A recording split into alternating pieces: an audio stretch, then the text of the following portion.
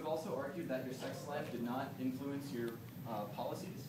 However, your sex life allowed FBI Director J. Edgar Hoover to blackmail me to wiretap Martin Luther King Jr. and other such things. And so,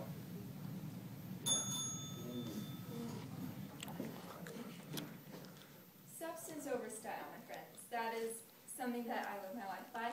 And while I was in office, I had substance. While I was in the White House, it was pretty much the Camelot of America, you could say. I passed acts that forever changed the course of American history. And though I did have good looks, I didn't let that influence the way that I ran this country. I let my fantastic domestic and foreign policies and my incredible ability to make decisions under adverse situations. That's how I ran this country. And while I was in office, I was a doer, not a wannabe. So my name is John F. Kennedy, and I am the ultimate POTUS. Thanks. Does the name Mary Meyer ring any bells? Oh, it's difficult. You can't remember the names of the women you sleep with.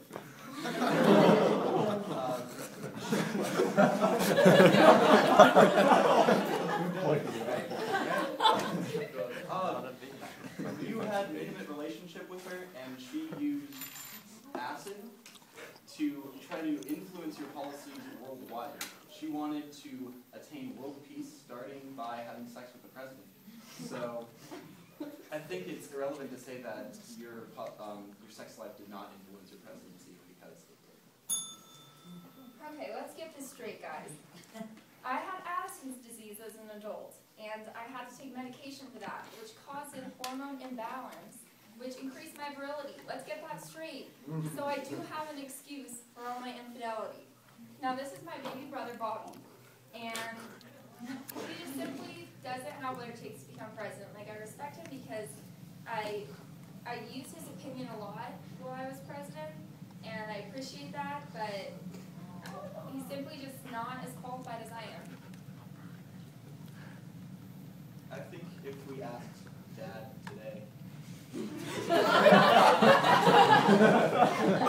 think if we asked him, are you proud of your son John?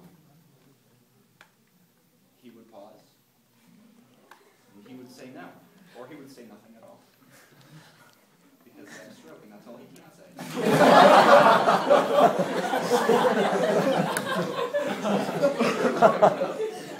Oh my God. I agree with you on that one. Well, before the stroke, I think that Dad would say he was really proud of me. I think Dad would say he was proud of both of us. But you're not the son who was president of the United States. You were the son who was a wannabe. You were the son who worked his whole life to become president of the United States, but never quite got there. But I got there, and I'll still be there. President of the United States. Is it time for a question, or do we have? Sure. Okay. Wait, can I have one more second? No. No. Question. You both had an older brother that was really supposed to be the president, according to your dad, since you brought that up. So, tell us about the rest of your family and what it was like to have your older brother be the one that your dad really wanted to have the presidency.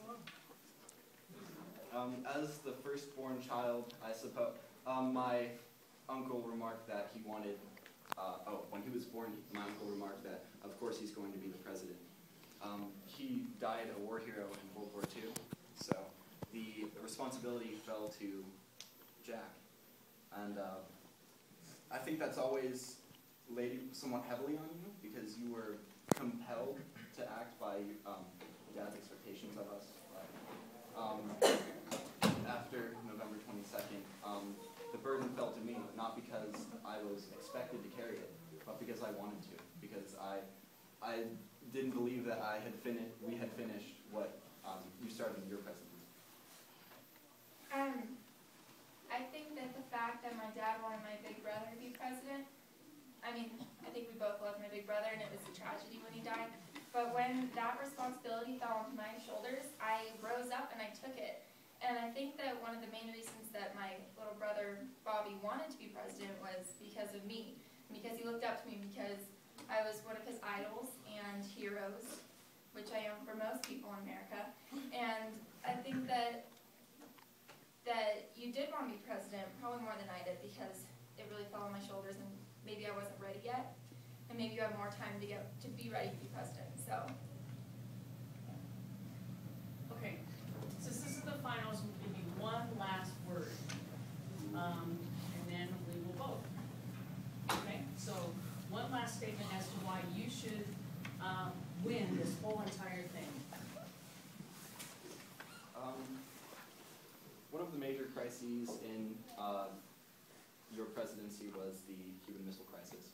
I hate to harp on this so much, but for the XCOM meetings where we would decide policy for Cuba, after about the second day, you left the room and said, "Bobby, you're going to have to handle these guys." And you left the entire negotiations to me, and using a back channel through Georgy Bolshakov and talking to the ambassador from Russia and several other things, I managed to negotiate the end of the Cuban Missile Crisis. And you sat that one out for the most part. Well, it seems like throughout these whole debates, you've really used me as a tool to boost yourself up and take credit for the things that I did. And you were there for everything. You were there for my whole presidency, and I respect you and I appreciate you for that. But my achievements are my achievements. And what I did in office, everything I did in office was for my achievements, and I'm proud of them. And my last word is that there's a legacy. There's a John F. Kennedy legacy that everybody knows. Everybody knows who I was. It was a tragedy when I was assassinated. And there are a lot of things I did in my presidency that America and everybody in America still lives by. Okay, let's give him a hand. Bobby signed his thing! Bobby, go! Bobby, no! Hey, why are you shooting me? Why won't this woman work? You're both dead.